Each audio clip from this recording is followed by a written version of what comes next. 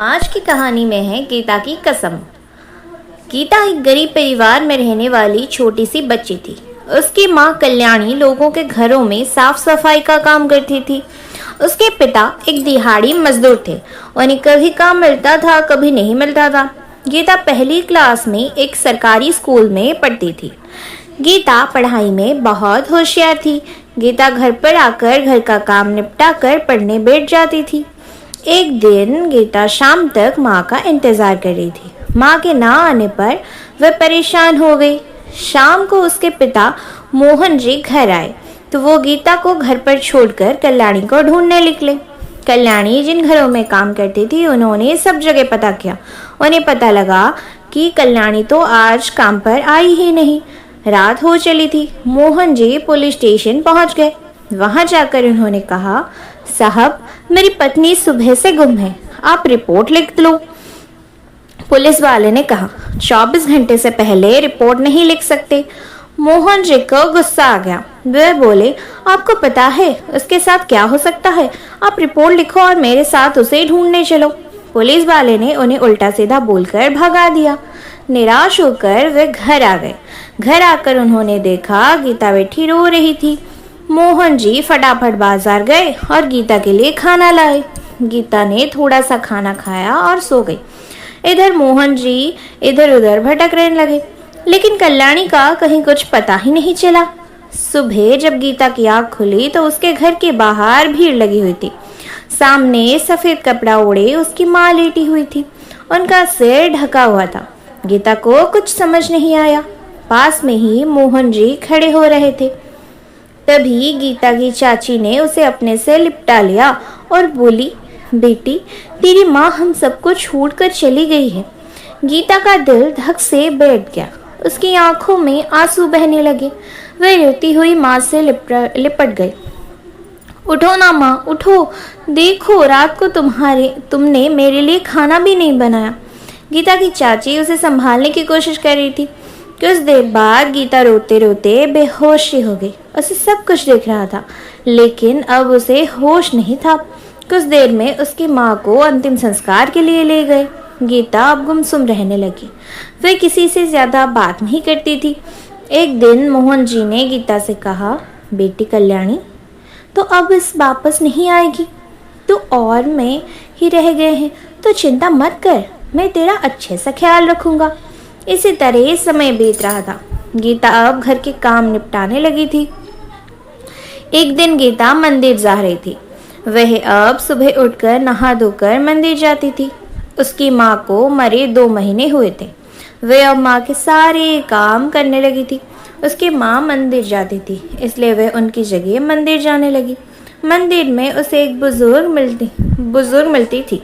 धीरे धीरे गीता और अंजना जी में बहुत अच्छी जान पहचान हो गई।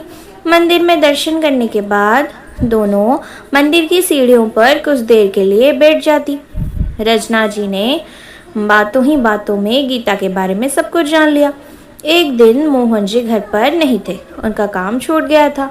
वह इसी उलझन में थे कि अब क्या करेंगे।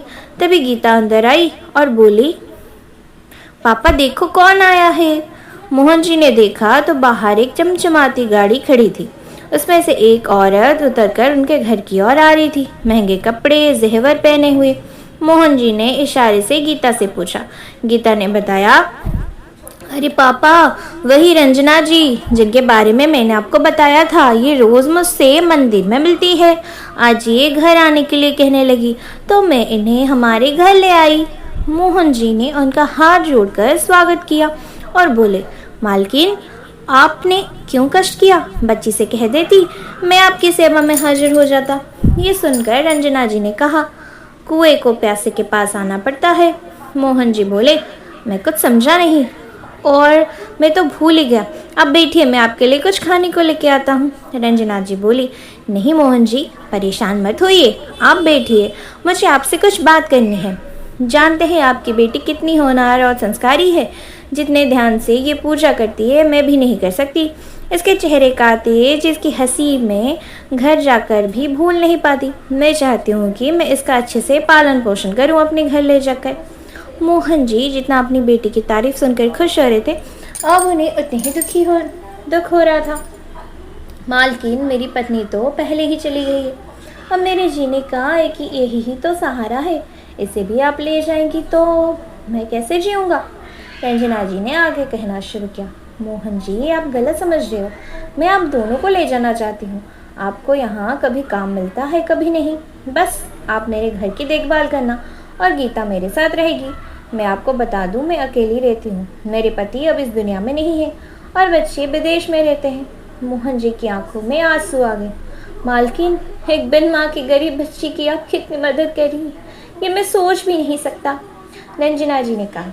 नहीं मोहन जी, इसी बच्ची से मिलते मिलते मैं इसे चाहने लगी हूँ। जानते हैं, इसे थोड़ी सी छोटी मेरी पोती होगी, लेकिन उससे मैंने सिर्फ वीडियो कॉल पर ही देखा है।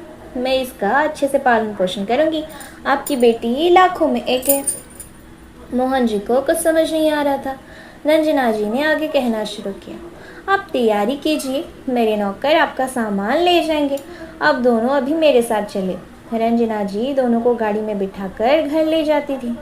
घर से दो नौकर के ड्राइवर के साथ मोहन जी के घर भेजकर ज़रूरी सामान मंगवा लेती हैं, जिससे सबसे ज़रूरी गीता की माँ की फ़ोटो थी। धीरे धीरे समय बीत जाता है। एक दिन गीता घर आती है। पापा, देखो मैं डॉक्टर बन गई। आज ही मुझे डिग्री मिली है। कल से मुझे सरकारी अस्पताल में जाना है। मोहन जी उसे अपने साथ ले गए।